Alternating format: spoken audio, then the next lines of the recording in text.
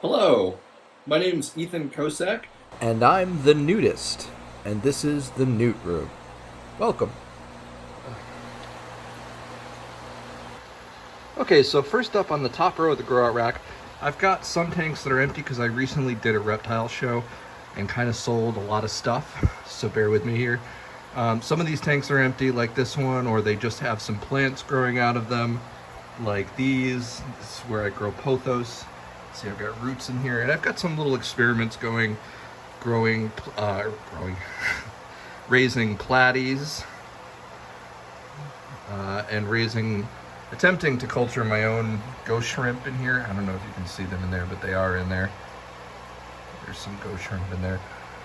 And again, I like live bears, so sometimes when I have, when I'm low on amphibians, sometimes I put live bears in these tanks just to keep them, keep them cycled and going. This is a hospital tank. Sorry about the glare. These guys are actually doing great now. They had some fungal problems. These are little baby axolotls. You're going to see most of the tanks in this grow out housed axolotls because certain times of the year I just have hundreds and hundreds of babies. This tank there's some plants in here. I've got moss, and all of my tanks have duckweed and water lettuce in them, which I use as cricket feed a lot of the time because it has to be scooped out periodically. This is, I think there's just one baby albino axolotl in here right now. Oh, there he is. He's back there. That's another empty tank. This is another tank of just baby wild type axolotls. Let me see, I think, yeah, empty except for some blackworms and snails. There's a big giant Marimo moss ball in here. A couple more baby axolotls. This was a transition tank. I'll do another video where I talk about what a transition tank is for newts.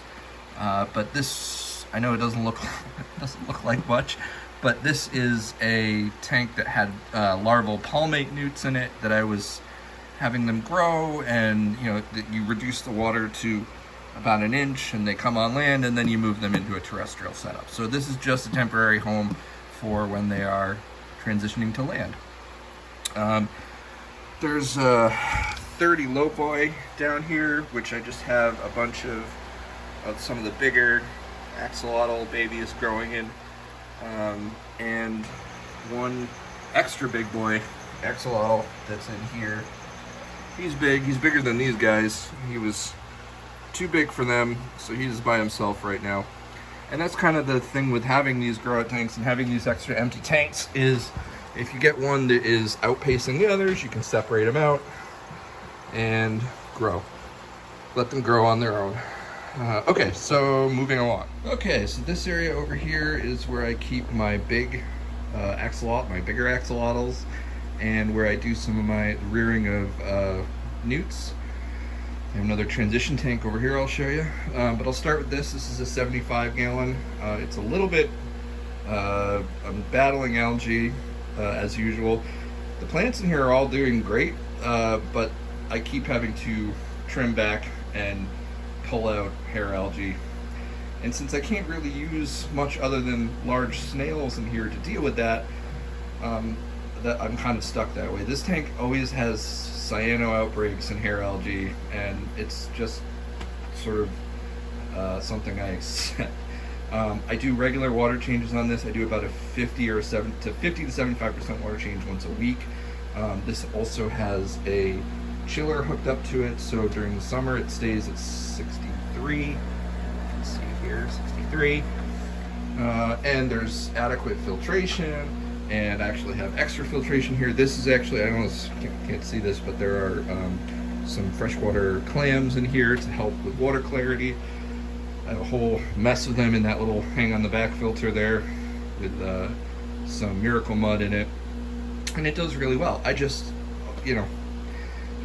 it's okay. They're happy. I don't have any problems with the animals in this tank. There's 5 of them in there, I believe. and they regularly spawn for me, and I pull babies and raise them separately. Over here is just, this is a 30-gallon that I also have some darker morph axolotls in. I don't know if you can see them very well, but they're okay.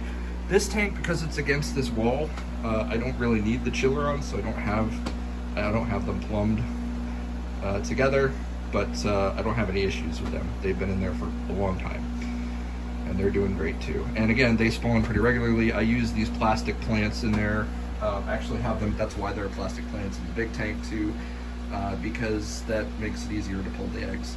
I still trim the eggs. Oh, and there's also some really nice, as you can see, I'm getting good growth on the plants, even the red. This is a low-tech, there's no CO2 or anything in there, but all the plants are doing great, just also the algae is doing great. This is a grow out for some holdbacks. There's 2 leucistics in here, with bluegill and heavy freckling. That's the trait that I'm working on breeding with these guys. Sorry, get this water stain off here. You can see it's a really nice looking little guy that I decided I'm gonna hang on to. Okay, and over here, I know this looks a little bit of a mess. Everything is a mess with me. This is my rearing station for right now. These are Japanese firebelly newts. And so a couple things. This bin, which you can see is lined with packing tape. Everything I do with escapee type newts, I line with packing tape because they can't really climb at a 90-degree angle. So that keeps them in. Most of the guys in here, these are supposed to be aquatic. They go in here as eggs, and it takes them about 3 months to mature. I don't know if we can spot one in here. Also experimenting with some high carotenoid foods to try to get them to color up some more. I just saw you. Oh, there we go. So they're little guys right now. These are about 3 months old. And once they start losing the gills and hanging out at the top with the weeds, they go into here. This is a 10-gallon that I have put some rocks and some moss in. That's live moss.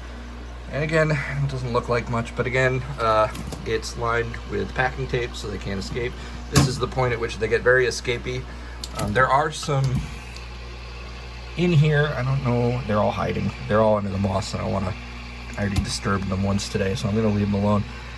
You can see there's some aquatic ones in there still, and they'll start to come on here. And when they come on land and stay on land, these guys stay terrestrial for 3 to 5 years after they morph, which is a long time. Then they go into deli cups like this, which are lined with paper towel. And you can see there's a whole bunch in there. I know the deli cup says Palmate Newts. They're obviously not Palmate Newts.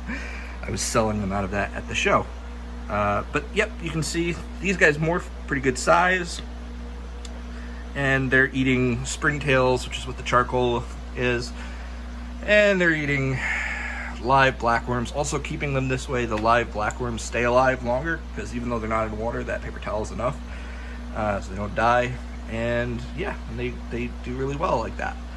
Okay, moving on.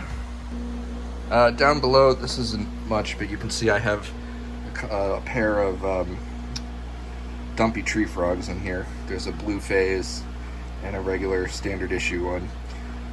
Yeah, this tank doesn't look like much. These actually belong to my son, but we've had them for, I don't know, 5 years, something like that. They're really low maintenance. During the winter, I do a heat lamp on them, but right now, in the summer, it's like 80 degrees in here, so they're happy. They regularly, the male calls. You'll hear him down here, and it sounds like farting. And yeah, and then the only other tank around here is this guy. This is a Plethodon Mississippi. I'm probably saying it wrong. It's a slimy salamander, but it's one of the ones from Mississippi. And there he is. And he's just a pet. He's not really a project or anything. He's kind of boring in that you almost never see him unless it's dead of night. but I like him. Okay, on the end of the grow out tanks, I've got this tank, which is a 20 extra high, I think. It's the same dimensions as a 10 gallon, but like twice as tall. And in here is another one of my little experiments. These are Florida flagfish. Yeah, I'm gonna probably try to get better footage of them. But Florida flagfish are a pupfish, also a type of killifish. So they are short-lived. They live maybe a year or two, but they are prolific. And this is another little experiment because what I want to use them for, they eat beard algae, they eat hair algae, they eat all kinds of algae. They're really cool little fish in their own right. I like them. I'll probably keep them no matter what. They like colder water, so they do well down here in the basement, even in the winter. They don't need a heater. And what I kind of want to use them for is it's not that I'll put them in tanks with my animals, but they will be used as sort of a cleaning service. So if I have tank decor that I want to get the beard algae off of, I put it in here. That's what I was doing. I was experimenting with putting that in there and seeing if they cleaned it off pretty well. They're a really cool little fish. I've also got some inch plant growing out of there and water lettuce and all the usual aquatic plants that I mess around with. So yeah, really easy, low maintenance, cool fish. They can be kept in a community, like a typical tropical community tank. They don't mind warmer temperatures, but I tend to like species only tanks, hence why I have so many. And they're cool like that. So I'll try to get better footage of them, but they're actually a really pretty fish too. They call them flagfish because they have what looks almost like a flag pattern on them. And yeah. And over here are my California newts. This is, I believe, 2 males and 2 females. The thinner ones are the males and the chubbier ones are the females. I received these a couple years ago. I keep putting them in the garage in the winter so that they can get down into the 40s, because that's kind of the key thing with breeding them. But so far, no luck. So I'm trying to beef them back up again before I give it another try, because the males are a little on the thinner side. And it's normal for them, but I want to get them chunkier. But they're a great newt. They're personable. They always come greet me when I come down here looking for food. They're always looking for food. They love frozen bloodworms, but they will basically eat just about anything. And really simple setup on these guys, just some gravel and a piece of cork bark to come out on. During the warmer months, they pretty much almost never leave the water, except to like sit up here for a minute or two and then go back in. So yep, and above them are a pair of young tomato frogs that I have. This is just a temporary grow out. I'm gonna move them into a nice planted setup soon. And moving on. Okay, these are where I keep a lot of my newts. This is one of the wall setups, racks. And again, I'm a little bit out of sorts right now, and I'm actually going to be redoing almost all of this soon. But just so you can see what I've got. Yeah, you can see it's a mess. I've got airline tubing on airline tubing, and it needs to be completely redone. After I got the metablower up there, things kind of changed. That is a great piece of equipment that I got from Aquarium Co-op, but I'll talk more about that another time. So these are my Palmate Newts, my adults. They stay really small, so they're kind of all in here. I considered breaking them up and moving them. I may still do that, but they seem pretty happy together like this. And I haven't had I've never lost one. I haven't had any issues or anything. I've had these guys for several years. They do great. They bred like crazy last year. So I have hundreds of babies that I'm raising, and I'm actually going to be shipping out some next week. So yeah. Okay, so again, sorry about the wires and airline tubing. This is my adult male Orientalis Chinese firebelly newt. He's actually on there. I gotta scoop the duckweed. I have to scoop the duckweed about once a week on pretty much all of my tanks. It grows like crazy, but it cuts down on on the waste in the water. So, and in here with him are a couple of white cloud minnows. They don't bother him. And there's also a snail leech right there. Also, don't bother him. Those are leeches, but they really only go for those ram's horn snails. So before I get any comments on the fish, they have been in there with him for quite a long time. They're fine. I would move them if this was a breeding tank because I wouldn't want them to be eating the eggs, but no issues with them.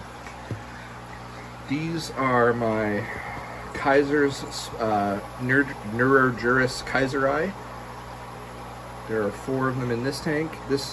I'm going to overhaul this very soon. This is going to get moved. They're going to get moved from this 10-gallon holding tank to a 40-gallon tank, and I'm getting some additional ones. So there'll be a total of 8 when I move them after quarantine. But yep, these guys are a couple years old. Have not bred these guys yet, so that's part of that project.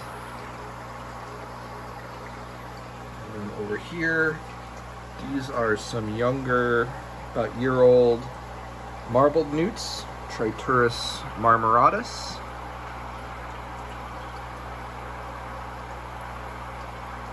These were all born here, hatched here, and raised by me.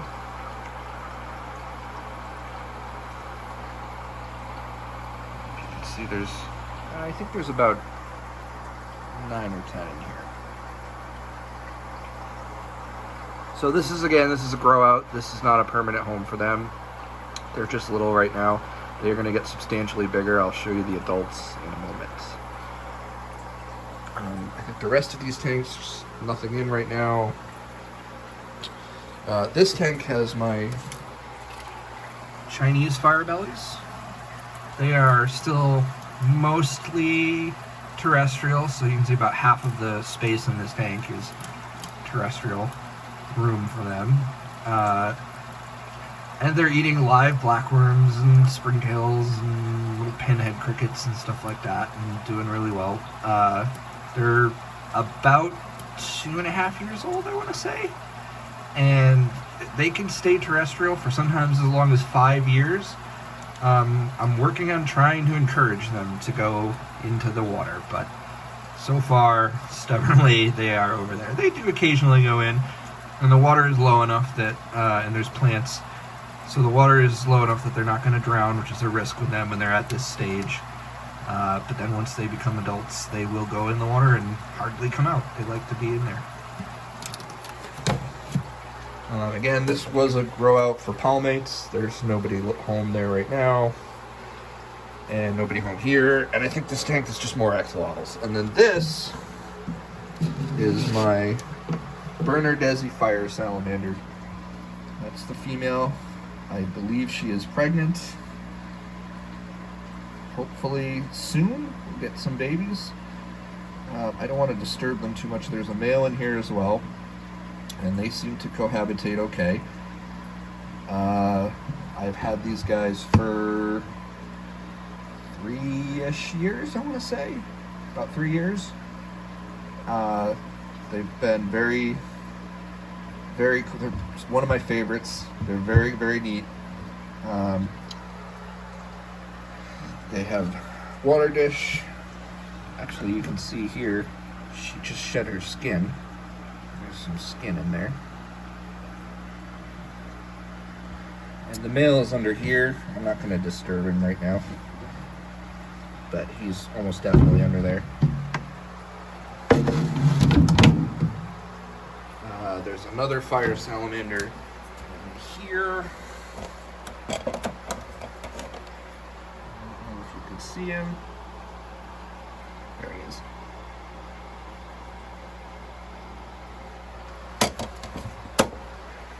There are some, this is grow outs for baby palmates. Little tiny guys, like less than an inch long. They're so small when they morph. There are more here. That's Ecom. This is our Crested Gecko. I've had her for a long time. And Ecom's boyfriend is in this bin up here. This is... Where are you? Well, there's some goldfish in here, but there's also a red-cheeked mud turtle who's hiding right now. His name's Cheeky. We've had him a long time. That's Sleestack, bearded dragon. Sleestack. This is another tank I want to redo very soon. Sleestack's a year old, so this was Sleestack's first tank, and I'm gonna do a nice, bigger enclosure for her. These are adult marbled newts. That's the male, and the females, which I don't see any, they're in the back. Sorry. Females are like twice as big as he is. They're huge. And then this tank these are closely related to the Kaisers. See that? These are Lake Ermia newts, Neurargyris crocatus.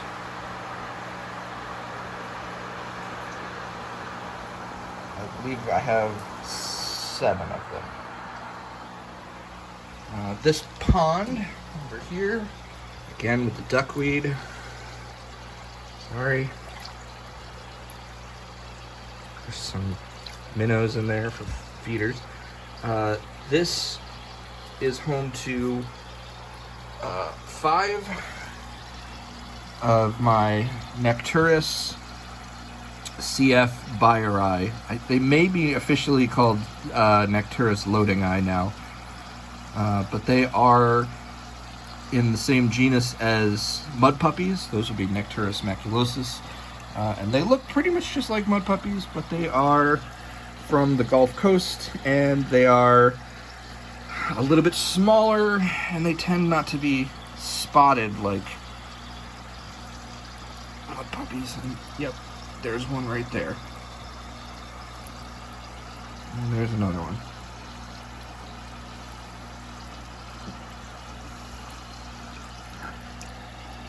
And they are generally, they like to hide under that one rock. Sometimes I'll lift that up and all 5 of them will be sitting there.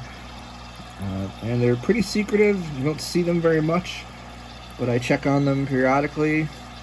They love worms, they love fish. They're actually really low maintenance, and they're a little bit more tolerant of some of the warmer temperatures during the summer. I don't have to chill this. I have a temperature gun. I check temperatures all the time, and the basement floor here is about 66 degrees at least all year. So anything that's on the floor, like you saw the fire salamanders back there, is pretty much perfect. So these guys are good. There's a little jar full of some Syngonium cuttings. This is a tank that I'm gonna do on another video. I mentioned wanting to overhaul the Kaiseri. That's the next project. So then we have this rack over here.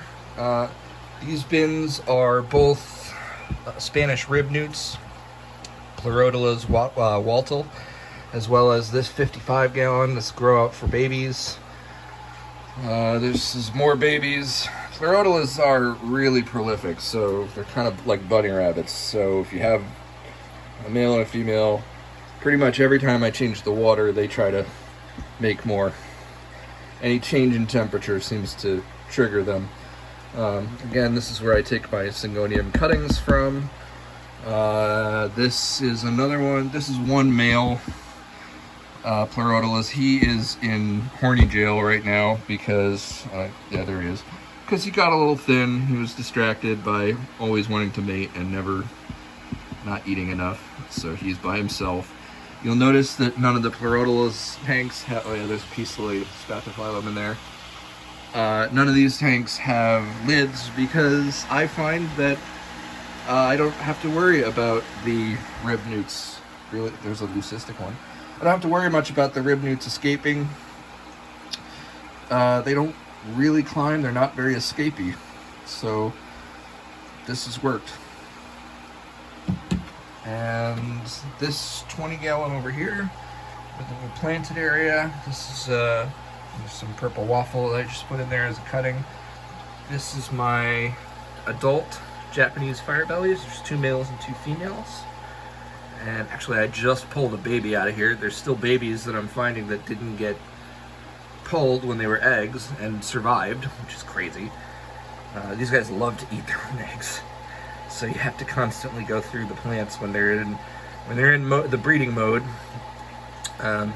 But yeah, these are great. These are one of my favorites. They are bigger. They tend to get like twice the size of the Chinese fire bellies. They're huge compared to them. But you can tell this is a female because she has a much longer, thinner tail. The males have sort of shorter, club-like shaped tails with a little thread on the end. And the tails will pick up, so this is not considered, there's the other female. This is not considered like the blue-tailed newt. That's a different species, but this, during breeding time, the males do get like a little bit of color on their tails. And these are from, I'm going to say it wrong, the Sasayama locale. So they're a specific locality.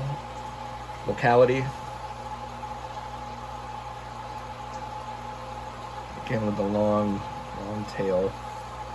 I don't know where my males, I think the males are in the back there.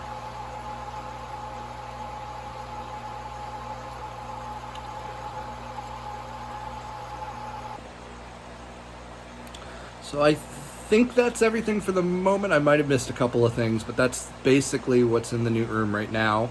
I do have a couple of other things in different places around the house, which I'll probably do in a different video. But thank you for watching. If you like what you saw and you want to see more, you can hit the subscribe button. And I'd appreciate that. And I'll see you next time.